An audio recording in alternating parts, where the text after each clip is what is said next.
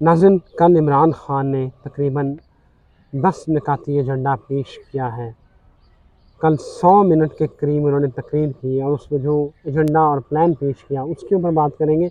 और उसके बाद अज़हर मशवानी को किसने उठाया, वो कहाँ गया, कहाँ गायब हुआ, उसके ऊपर बात करेंगे। और आजकल जो क़य्यूम सदीक़ी साहब ने ट्वीट किया था कि 50 करोड़ रुपए जो है ज़मान पाक के तय खाने से जो गायब हुए हैं, उसके बारे में बात करेंगे। नाज़रीन, कल इमरान खान ने मीनार पाकिस्तान पर जलसा किया। वो बड़ा था, छोटा था, कल इसके ऊपर बात कर चुके हैं। और तहरीक इंसाफ ने जिस तरह झूठी पुराने जलसों की, पेशावर के जलसे की, हाकी ग्राउंड के जलसे की और पुराने जलसों की जिस तरह तस्वीरें और वीडियोज़ लगाई, उससे आप खुद अंदाज़ा लगा लीजिएगा कि वो कितना कामयाब था या कितना नाकाम था। खैर, कल इमरान खान ने अपनी जो तकरीर की उसकी ख़ास बात यह है कि पूरी तकरीर में जो 99 मिनट या 100 मिनट की तकरीर खान साहब ने की, उसमें कहीं भी नवाज शरीफ और मरीम का जिक्र नहीं आया। ये बड़ी अहम बात है। लेकिन खैर, इसके ऊपर हम बात करते हैं कि इमरान खान ने कल जो 10 निकाती एजेंडा जो पेश किया है कि वो मुल्क को बहरानों से किस तरह निकाल सकते हैं, वो शेयर किया। उसको वन बाय वन हम उसके ऊपर बात करते हैं और फिर साथ साथ आगे चलते हैं। नाज़रीन, पॉइंट नंबर 1, इमरान खान ने कहा कि इस मुल्क को क्राइसिस से निकालने के लिए बैरून मुल्क जो पाकिस्तानीज़ हैं, ओवरसीज़ पाकिस्तानी हैं, उनसे जो है वो मुल्क में सरमायाकारी करवाएंगे। नाज़रीन, पिछले 4 सालों में क्या हुआ? 4 साल आपकी हुकूमत रही, कितनी सरमायाकारी आई। आपने 75 साल तारीख का कर्ज़ा, उससे डबल कर्ज़ा लिया। इमरान खान ने अपने पौने 4 साल दौरे हुकूमत में इतना कर्ज़ा लिया कि 75 साल तारीख में इतना कर्ज़ा नहीं लिया गया। आगे कहते हैं कि बरामदात को फ़ाल करेंगे, सियाहत को प्रमोट करेंगे। नाज़रीन, इमरान खान ने सिर्फ पहले यह कि 4 साल जो आपकी हुकूमत रही है, आपने टूरिज़म के लिए काम क्या किया है?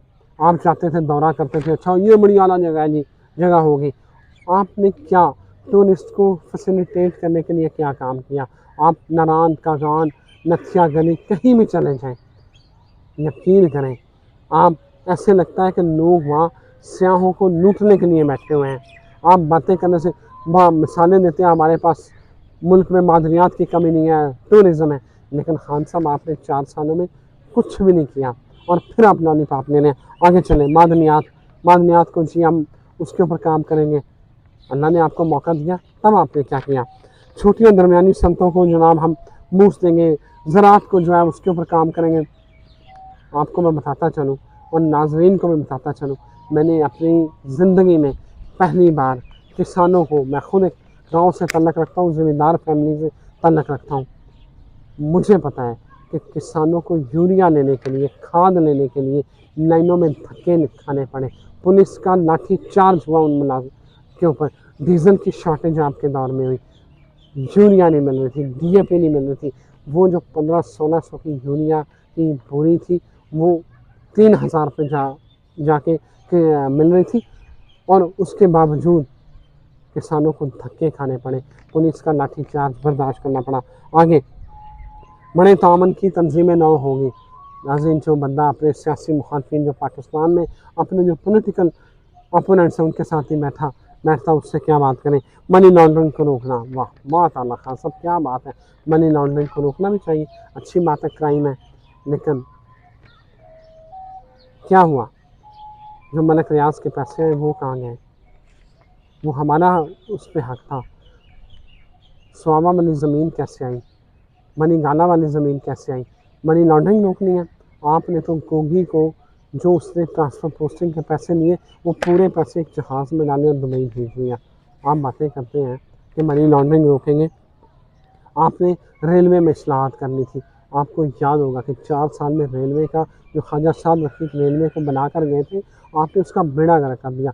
शेख रशीद ने बेड़ा गर्क कर दिया, पेंशनों के पैसे तक नहीं थे रेलवे के पास। आपने कहते हैं पीआईए में इस्लाहात लाएंगे। कौन से पीआईए में इस्लाहात लाएंगे? आपने पीआईए को इंटरनेशनल लेवल पे बदनाम किया। आपके वज़ीर ने, गुलाम सरवर ने जिस तरह पीआईए की बदनामी की, हमारे पायलट्स की बदनामी की, झूठे बयानिए बनाए। आपने जाली लाइसेंस पायलटों का एक शोशा छोड़ा और उसके बाद आपने पूरे दुनिया में पाकिस्तान की बदनामी की। नाज़रीन, ये 10 निकाती एजेंडा जो पेश किया, ये बाकायदा एक लॉलीपॉप है। آپ نے پہلے یاد ہوگا 2018 میں 100 دن کا ایجنڈا پیش کیا تھا. 100 دن کے ایجنڈے کے بعد کیا نکلا؟ آپ نے ایک اشتہار دے دیا اخبار میں کہ ہم مصروف تھے. اس کے علاوہ اس میں سے کچھ نہ نکلا. اور یہ بھی 4 سالوں میں آپ بتائیں نا، آپ یہ 10 لاکھ کا ایجنڈا لے آئے ہیں. آپ نے 1 کروڑ نوکریاں دینی تھی، کہاں وہ 1 کروڑ نوکریاں؟ آپ نے 50 لاکھ گھر دینے تھے، وہ کہاں 50 لاکھ گھر؟ کدھر گئے؟ آپ پھر قوم کو ایک بار پھر سے جو ہے وہ بے وقوف بنانے پہ تلے ہوئے ہیں. مان لیا شہباز شریف کی حکومت میں مہنگائی 40% ہو گئی ہے، مہنگائی کا ریکارڈ ٹوٹ گیا ہے. لیکن ناظرین، IMF کے ساتھ جو معاہدہ کیا تھا وہ انہوں نے کیا تھا، عمران خان کی حکومت نے. عمران خان کی بددیانتی چیک کریں. جب آپ نے پٹرول کو 200 روپے لیٹر 220 روپے لیٹر ہونا تھا، عمران خان کو جب پتہ چلا کہ اس کی حکومت جاری ہے، اس نے بددیانتی کرتے ہوئے 150 روپے لیٹر کر دیا، کیونکہ اگلی حکومت کے لیے برودی سرنگیں بچھائیں. یہ وہ جھوٹا اور مکار آدمی ہے جس نے جان بوجھ کے اس ملک کے ساتھ جو ہے وہ کھلواڑ کیا. ناظرین، اب آگے آتے ہیں. آگے جو ہے اظہر مشوانی پچھلے 3 دن سے لاپتہ ہیں. آج فواد چوہدری صاحب نے پریس کانفرنس بھی کی. لاہور پریس کلب کے بعد جو ہے وہ احتجاج بھی ہو رہا ہے. ناظرین، قیوم صدیقی صاحب نے ٹویٹ کی تھی کہ 50 کروڑ جو ہے وہ زمان پاک کے تہہ خانے سے ملے ہیں، اور جس کی تصدیق اظہر مشوانی کر چکا ہے. ناظرین، پھر اظہر مشوانی کا اغوا ہونا اور مبینہ طور پہ، میں نہیں کہتا یہ انتہائی، لیکن یہ باتیں چل رہی ہیں، میں اس کو سپورٹ نہیں کرتا، لیکن لوگ یہ کہہ رہے ہیں کہ وہ 50 کروڑ روپیہ مبینہ طور پہ جو بشریٰ بی بی ہیں انہوں نے خیبر مالکہ کو کہیں ٹرانسفر کر دیا، یا وہ ان کو پیچھے سے جو ہے نا وہ بیگ بھر کے لے گئے ہیں. لیکن شاید ان خبروں میں کچھ طاقت نہ ہو. لیکن قیوم صدیقی صاحب مستند صحافی ہیں، اوتھینٹک خبریں دیتے ہیں. ان کا یہ ٹویٹ کہ اظہر مشوانی نے زمان پاک کے تہہ خانے سے ملنے والے جو 50 کروڑ ہیں، جو کہ کسی جو ٹکٹ ہولڈرز ہیں ان سے لیے گئے تھے، وہ غائب ہیں، اور اس کی تصدیق بھی کی ہے. لیکن ناظرین، ایک اور اہم بات، خبر یہ ہے کہ اظہر مشوانی جو army chief general Asim Munir کے حوالے سے کیمپین چلا رہے تھے، ڈائریکٹ ان کو گالیاں دی جا رہی تھی، ان کا ایک اسٹرانگ لنک ان کے ساتھ نکل رہا ہے. جو ڈاکٹر فاطمہ والا اکاؤنٹ سسپینڈ ہوا ہے، وہ کہا یہ جا رہا ہے کہ وہ اظہر مشوانی جو ہے وہ چلوا رہے تھے. بہرحال اظہر مشوانی جہاں بھی ہیں، ان کی بحفاظت واپسی کے لیے دعا گو.